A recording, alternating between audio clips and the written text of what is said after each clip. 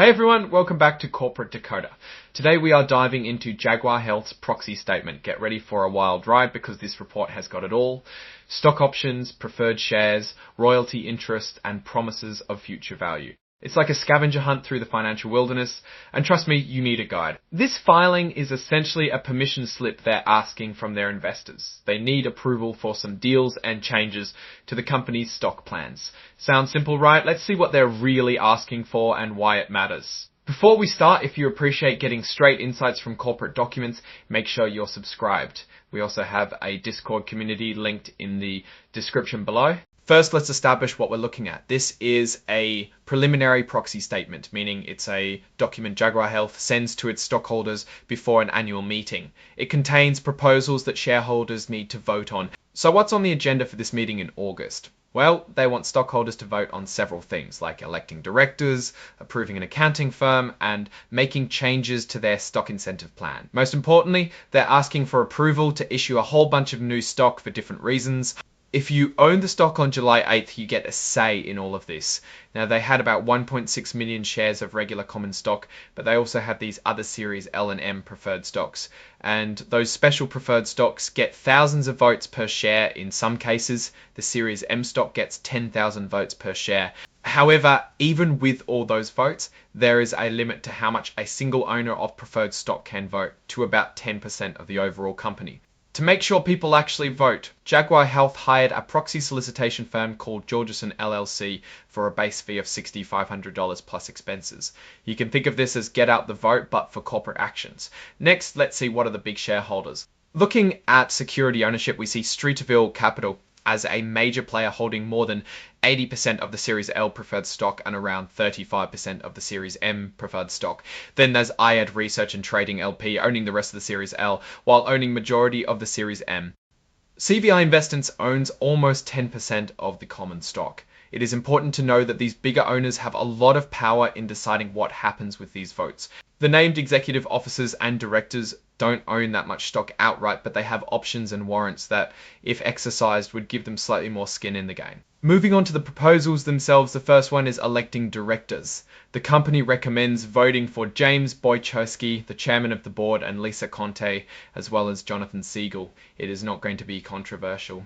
The second proposal is straightforward. Ratify the appointment of RBS ML as the independent auditor. The company recommends you vote Scroll years ended Klar December 31 Kifta 2's Alful. Now, let's quickly check what they paid their auditors. Audit fees in 2024 were nearly $500,000, almost $500K, but they also paid almost $100K for other audit-related fees. It looks quite bigger than before. It is important to know that your broker is allowed to vote for such items, therefore it is very likely to pass. Now let's get to the fun parts. The third proposal is about approving an increase in the number of shares authorized for issuance under the 2014 stock incentive plan and extending the term of the plan. They want to add a bunch of new shares, roughly about 14% of what's currently out there, including the shares that this plan would create. They say they will run out of shares soon if they don't increase the share count. More shares mean more potential dilution for current shareholders, but the company argues it needs this to attract and retain talent. The document references compensation for executive officers in 2024, so let's see if there's anything significant there. To approve this share increase, they need a majority vote of the yes votes over the no votes. It will probably pass. Unsurprisingly, company recommends that shareholders should vote in favor of this proposal. Now to the next one. Proposal 4 is about seeking approval to issue common stock when investors exchange their Series L preferred stock. Back in May, they issued Series L preferred stock to two entities, Streeterville Capital and IAD Research and Trading. The company wants the option to exchange its own shares for those Series L preferred shares in the future. It sounds fair, but in reality, this translates to even more share dilution. Without approval, they can only exchange a small percentage of the shares. With approval, this issuance alone would be around 73% of the current shares outstanding. So without the approval, it won't pass. It needs common stock voter approval, with Streeterville shares not being eligible to vote in Proposition 4. And that could be tricky. IAD does not own common stock. Unsurprisingly, the directors recommends to vote in favor of it. The next proposal, number 5, asks for the same permission, but this time for Series M preferred stock, also issued to Streeterville and IAD. But wow, this one is much bigger. If all those folks exchange their Series M preferred stock, the dilution would equal more than 1.5 times the current number of common shares. And this means that if approved, the people that had existing stocks would then be worth a small fraction than it was previously.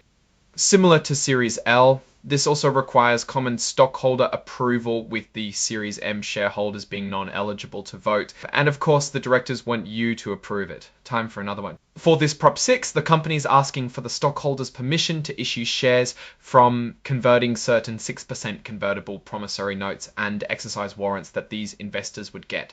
Some background. Earlier in the year, Jaguar Health issued some convertible notes and warrants. Now they're exchanging those for new notes and new warrants, but there is a catch. Insiders, including the CEO and some directors, participated in the exchange deal.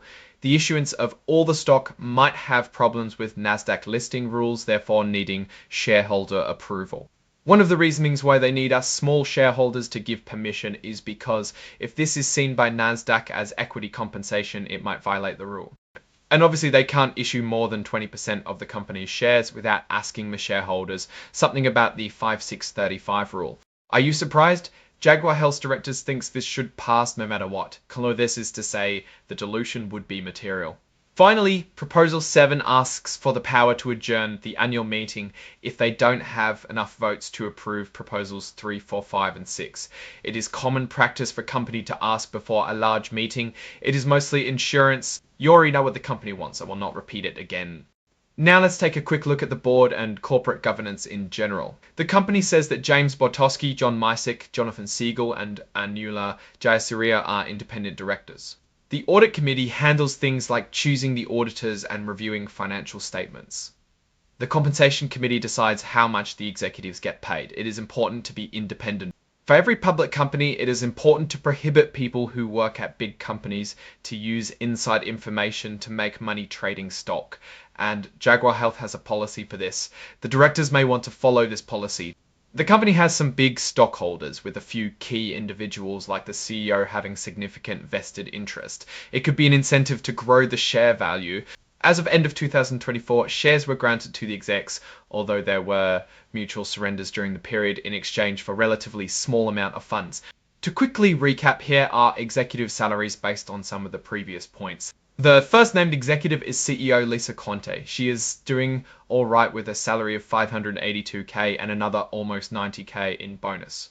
Then there is Praveen Chaturvedi, Chief Scientific Officer, who has salary around $470K with around $70K for bonuses. Lastly is Carol Lizak, with another $400 cast in salary with $60K in total compensation. Endocan.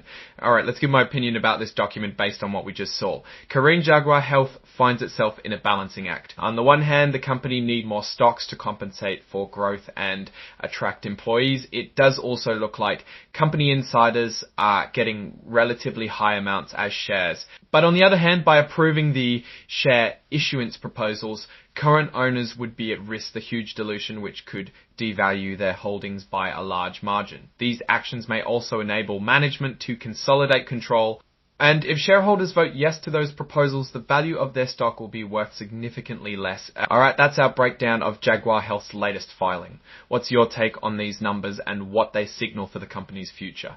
Drop your thoughts in the comments. If this analysis was valuable, hitting that like button really helps, and subscribe for more deep dives. Don't forget to check out the Discord in the description. Thanks for watching. See you next time.